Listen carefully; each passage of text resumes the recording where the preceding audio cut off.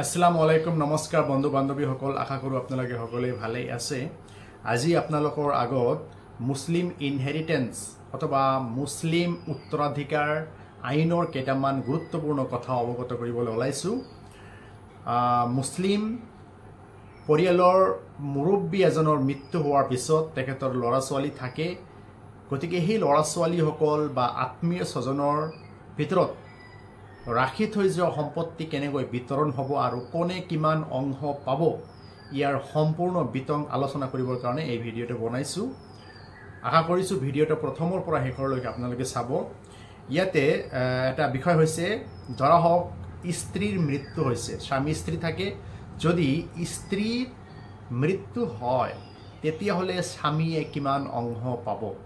ইয়াতে উত্তৰটো দিয়া হৈছে, যদি সন্তান নাই, যদি স্বামী স্ত্ৰী আছিল, স্বামী স্ত্ৰী থকাৰ পিছত স্ত্ৰীজনৰ যদি মৃত্যু হৈছে আৰু বৰ্তমান স্বামীজন জীয়াই আছে আৰু সেই স্বামী স্ত্ৰীৰ মাজত যদি কোনো ধৰণৰ ল'ৰা ছোৱালী নাই, তেতিয়াহ'লে স্বামীয়ে আধা অংশ পাব। মনত ৰাখিব, স্ত্ৰীৰ কোনো ল'ৰা ছোৱালী নথকাৰ ফলত স্ত্ৰীৰ মৃত্যু হোৱাৰ পিছত স্বামীয়ে স্ত্ৰীৰ সম্পত্তিৰ পৰা আধা অংশ পাব। যদি সন্তান আছে, তেন্তে ল'ৰা ছোৱালী অথবা নাতি নাতিনী আছে, তেতিয়াহ'লে স্বামীয়ে 4/1 অংশ পাব। নিশ্চয় কথাটো বুজি পাইছে। স্ত্ৰীৰ মৃত্যু হোৱাৰ পিছত যদি কোনো ধৰণৰ ল'ৰা ছোৱালী নাই, তেতিয়াহ'লে স্বামীয়ে আধা অংশ পাব, অথবা স্ত্ৰী মৃত্যু হোৱাৰ পিছত ল'ৰা ছোৱালী আছে অথবা নাতি নাতিনী যদি থাকে, তেতিয়াহ'লে স্বামীৰ অংশ হ'ব 4/1। এতিয়া আহিছোঁ নাম্বাৰ 2, স্বামীৰ মৃত্যু হৈছে, স্ত্ৰীৰ অংশ কিমান? ইয়াৰ উত্তৰটো হৈছে, স্বামীৰ যদি কোনো ল'ৰা ছোৱালী বা নাতি নাতিনী নাই, যদি নাথাকে, তেতিয়াহ'লে স্ত্ৰীয়ে 4/1 অংশ পাব। আৰু যদি স্বামীৰ কোনো ল'ৰা ছোৱালী অথবা নাতি নাতিনী আছে, তেতিয়াহ'লে স্ত্ৰীয়ে 4/1 পাব। মনত ৰাখিব, স্বামীৰ মৃত্যু হোৱাৰ পিছত স্বামীৰ ফালৰ পৰা যদি কোনো ধৰণৰ ল'ৰা ছোৱালী বা নাতি নাতিনী নাই, তেতিয়াহ'লে স্ত্ৰীয়ে 4/1 পাব। আৰু যদি স্বামীৰ ফালৰ পৰা কোনো ল'ৰা ছোৱালী নাতি নাতিনী আছে, তেতিয়াহ'লে স্ত্ৰীয়ে 8/1 অংশ পাব। তাৰপিছত আহিছোঁ আৰু এটা কথা, মৃতকৰ 4জন স্ত্ৰী থাকিলে প্ৰত্যেকৰ অংশ কিমান হ'ব? ধৰা হওক পৰিয়ালৰ মুৰব্বীজন মৰিলে, মুৰব্বীজনৰ 4জন স্ত্ৰী আছে, তেতিয়াহ'লে সকলো এই 4জন স্ত্ৰীয়ে কিমান সম্পত্তিৰ অংশ পাব পাৰে? এতিয়া কথাটো হৈছে, যদি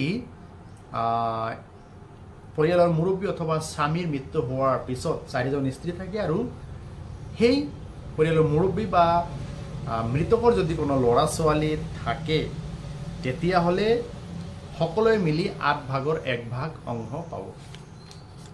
আৰু সেই 4জন স্ত্ৰীয়ে 8/1 অংশ সমানে সমানে ভাগ কৰি ল'ব। তাৰ পিছৰ কথাটো আহিছোঁ, ধৰি লওক কোনো ল'ৰা ছোৱালী নাই, অকল পিতা মাতা জীৱিত আছে, মাকৰ অংশ কিমান? এতিয়া তেনেকুৱা ধৰণৰ ঘটনা হয়, ধৰা হওক মৃতকৰ কোনো ল'ৰা ছোৱালী নাই, অকল পিতা মাতা জীৱিত আছে, গতিকে সেই মৃতকৰ মাকে কিমান অংশ পাব? ইয়াৰ উত্তৰটো হৈছে, মাকৰ অংশ হ'ব 3/1 অংশ। যদি মৃতকৰ ল'ৰা ছোৱালী অথবা ল'ৰাৰ ল'ৰা আদি নাই, তেতিয়াহ'লে মাকে 3/1 অংশ পাব।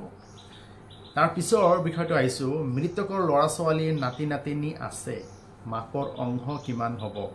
ইয়াৰ উত্তৰটো হৈছে 6/1 অংশ পাব।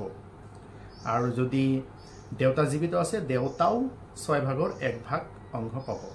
আৰু মৃতকৰ যদি ভাই ভনী আছে, তেতিয়াহ'লে মাকে 6/1 অংশ পাব। এইখিনি আছিল মুছলিম ফাৰাইজৰ কিছুমান সৰু সুৰা কথা অৱগত কৰিলোঁ। যদি ভিডিঅ' আপোনালোকৰ ভাল লাগে, লাইক, কমেণ্ট আৰু শ্বেয়াৰ কৰিব। ধন্যবাদ।